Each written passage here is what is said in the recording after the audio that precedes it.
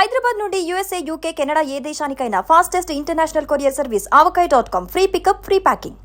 చివరగా రేషన్ కార్డులు అత్యంత ప్రతిష్టాత్మకంగా మనం కార్యాచరణ తీసుకున్నాం.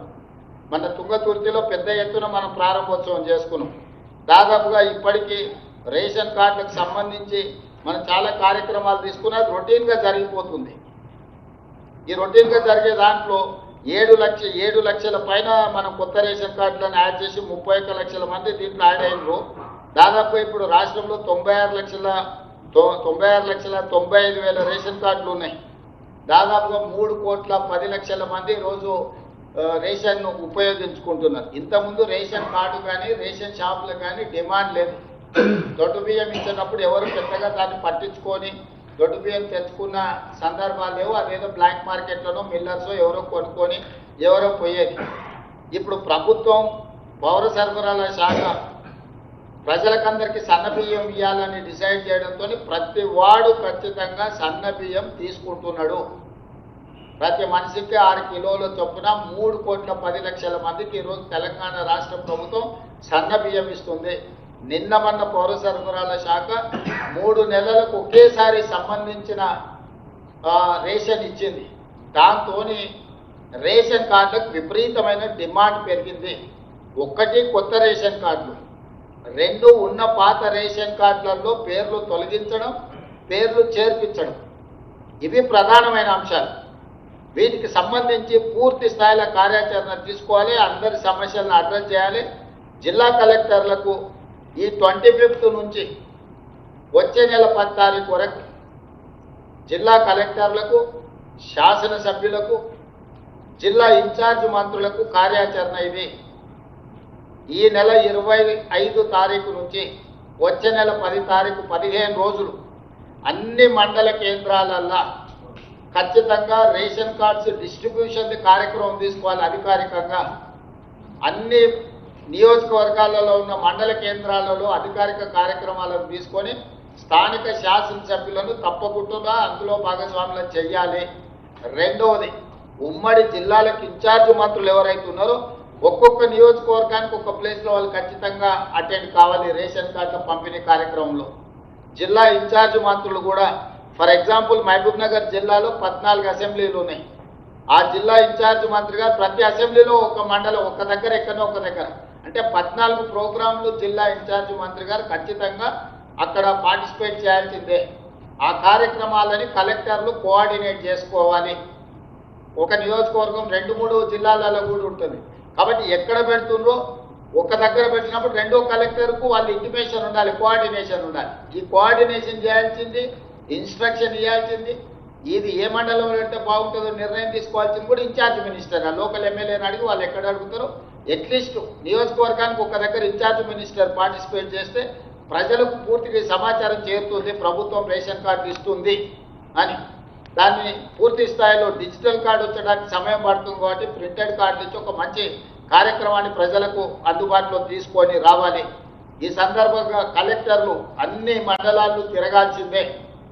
ప్రతి మండలంలో రేషన్ కార్డుల పంపిణీ కార్యక్రమంలో స్థానిక ఎమ్మెల్యేతో పాటు కలెక్టర్లు, అడిషనల్ కలెక్టర్లు పాల్గొనాలి. ప్రతి మండలం మీరు మీ మండలాన్ని రోడ్ మ్యాప్ చేసుకొని ఈ నెల 25 నుంచి వచ్చే నెల 10 తారీఖు దాదాపుగా 15-16 రోజులు ఉంటుంది. మీకు ఏ జిల్లాలో కూడా 8 మండలాలు, 10 మండలాలు, 15 మండలాలు, 20 మండలాలు, రోజుకు 2 మండలాలు పెట్టుకుంటే కూడా 15 రోజులలో మీరు 30 మండలాలలో తిరగవచ్చు. ఎక్కడైనా కొంచెం అధికంగా ఉంటే 3 పెట్టుకోండి. పక్కన మండలాలు 3 కార్యక్రమాలు చేసుకోవడం కూడా పెద్ద విషయం కాదు. కింద ప్రతి మండలానికి ఒక డిజిగ్నేటెడ్ ఆఫీసర్కు బాధ్యత ఇవ్వండి. అదే రెవెన్యూ ఆఫీసరా, ఎంఆర్ఓ, తహసీల్దారా, లేకపోతే ఎవరిని ఇస్తారో ప్రతి మండలానికి ఒక అధికారిని ఇచ్చి ఆ మండలంలో ఎన్ని కార్డులు ఇస్తుండ్రు, కొత్త ఎన్ని ఇస్తుండ్రు, పేర్ల తొలగింపు, పేర్ల కొత్తగా నమోదు చేసుకునే అన్ని డీటెయిల్స్ కూడా అక్కడ వాళ్ళకి చెప్పాలి, ప్రజలకు వివరించాలి కార్యక్రమం తీసుకొని. ఇది పెద్ద ఎత్తున తీసుకొని ముందుకు వెళ్ళాలి. జిల్లా ఇన్ఛార్జ్ మంత్రులు కూడా ఖచ్చితంగా దీన్ని పర్యవేక్షించాలి. ఎందుకంటే దాదాపుగా 3,12,72,988 మందికి ఈరోజు మనం సన్నబియ్యం ఇస్తున్నాము. 96,95,299 కార్డులు ఇప్పటి వరకు. సో ఫ్యూచర్లో కూడా ఎట్లా ప్రజల అవసరాలు ఉంటే అట్లా కొత్త కార్డు ఇచ్చుకుంటూనే పోతుంటాము. కాబట్టి ఈరోజు సన్న బియ్యం ఇవ్వడం వల్ల రేషన్ కార్డు విలువ, రేషన్ షాపు విలువ పెరిగింది. దీన్ని ప్రజలకు మెటిక్యులస్గా చేరవేయాల్సిన బాధ్యత కలెక్టర్లదే. కలెక్టర్ల కింద కార్యాచరణ చేసుకొని లోకల్ ఎమ్మెల్యేలకు ఇంటిమేషన్ ఇవ్వండి. ఈ కలెక్టర్లను ఉమ్మడి జిల్లా ఇన్ఛార్జి మంత్రులు పర్యవేక్షణ చేసి వాళ్ళందరితో కూడా మెటిక్యులస్గా దీన్ని చేయించాలి.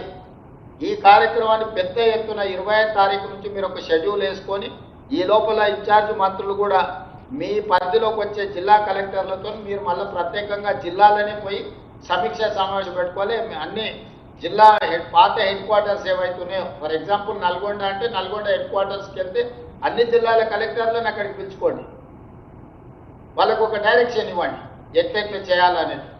ఖమ్మం ఉమ్మడి జిల్లా ఉంది, ఖమ్మం హెడ్ క్వార్టర్స్లో కార్యక్రమం తీసుకోండి. ఖమ్మం హెడ్ క్వార్టర్ కలెక్టర్ బాధ్యత, ఇన్ఛార్జ్ మంత్రి గారిని మిగతా కలెక్టర్లను పిలిచి కోఆర్డినేట్ చేసుకునేది.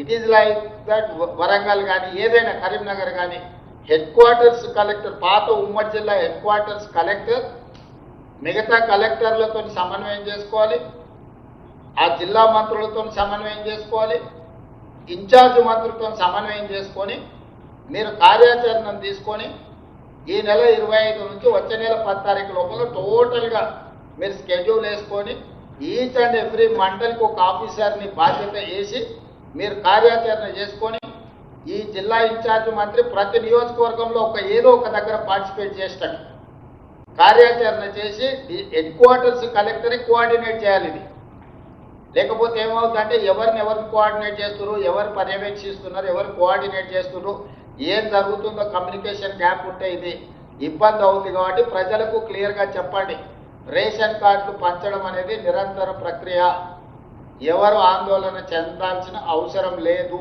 సుమన్ టీవీలో మీ పర్సనల్ అండ్ బిజినెస్ ప్రమోషన్స్ కోసం కింది నెంబర్కి కాంటాక్ట్ చేయండి.